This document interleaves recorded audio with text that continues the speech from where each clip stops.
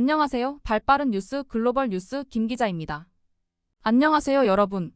오늘은 일본을 강타하는 거대한 자연재해에 대해 이야기해볼까 합니다. 최근 일본을 중심으로 한 강력한 태풍 산산의 이동 경로와 그로 인한 피해 상황이 심각한데요. 이 태풍은 예상치 못한 경로와 강도로 많은 사람들을 놀라게 하고 있습니다. 이 비디오에서는 태풍 산산의 현재 상황과 예측 경로, 그리고 이로 인해 발생하는 여러 현상에 대해 자세히 알아보도록 하겠습니다. 태풍 산산의 위력은 예측을 뛰어넘는 파괴력으로 일본은 물론 아시아 전체에 큰 충격을 주고 있습니다. 일본은 연이은 자연재해에 시달리고 있는데 이번에는 특히 강력한 태풍 산산이 일본 남쪽 해상에서 발생하여 일본을 직접 통과할 것으로 예상되고 있습니다. 이 태풍은 이미 강한 바람과 함께 엄청난 양의 비를 동반하고 있으며 일본 기상청은 강풍과 폭우에 대비할 것을 주민들에게 강력히 경고하고 있습니다. 일본 네티즌들은 자국만이 이토록 심각한 자연재해에 계속 노출되는 것에 대해 분노와 좌절감을 표출하고 있습니다. 많은 이들이 소셜미디어를 통해 자신들의 불만과 두려움을 표현하며 왜 태풍이 한국에는 큰 피해를 주지 않고 일본에만 큰 피해를 주는지에 대한 의혹을 제기하고 있습니다. 이러한 상황은 한일 간의 긴장을 고조시키고 있으며 상호 간의 불신을 증폭시키는 결과를 낳고 있습니다. 한편 음모론자들 사이에서는 한국이 태풍의 경로를 조작하고 있다는 주장도 제기되고 있습니다. 이들은 한국이 고도의 기술을 이용하여 자연재해의 경로를 변경할 수 있다고 믿고 있으며 이를 통해 자국의 피해를 최소화하고 있다고 주장합니다. 이러한 음모론은 불확실한 정보와 과학적 근거 없는 추측에 기반하고 있으나 일부 사람들 사이에서는 실제로 믿어지고 있습니다.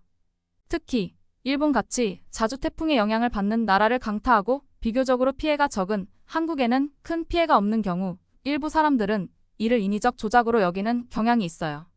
하지만 이러한 음모론은 과학적 근거가 없음에도 불구하고 온라인 커뮤니티나 소셜미디어를 통해 빠르게 퍼지곤 해요.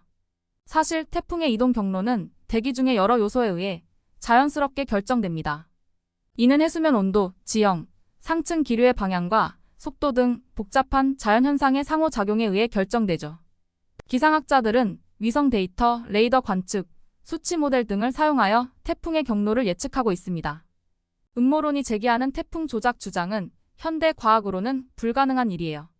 실제로 태풍 조작을 가능하게 하는 기술은 존재하지 않으며 그러한 기술이 개발된다 해도 그 규모와 비용은 상상을 초월할 거예요. 이런 음모론에 휘말리지 않기 위해 우리는 정확한 정보와 과학적 지식을 바탕으로 상황을 이해하는 것이 중요해요. 이렇게 하면 불필요한 공포와 오해를 방지하고 실제 위험에 효과적으로 대응할 수 있습니다. 이 모든 상황 속에서 한국과 일본 사이의 감정의 골은 점점 깊어만 가고 있습니다. 일본 네티즌들은 한국이 이러한 자연재해에서 비교적 자유롭다는 사실에 불만을 품으며 그 이유를 탐구하고 있습니다.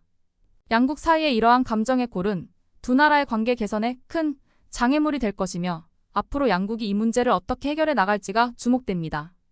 여러분, 이런 상황에서 우리는 어떻게 대응해야 할까요?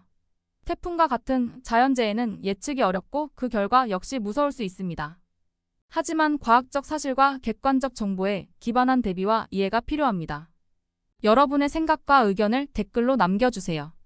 이와 같은 논의는 우리 모두에게 중요한 통찰을 제공할 수 있습니다. 또한 이 영상이 도움이 되셨다면 좋아요와 구독 부탁드립니다. 다음 영상에서 더 유익한 정보로 찾아뵙겠습니다. 감사합니다.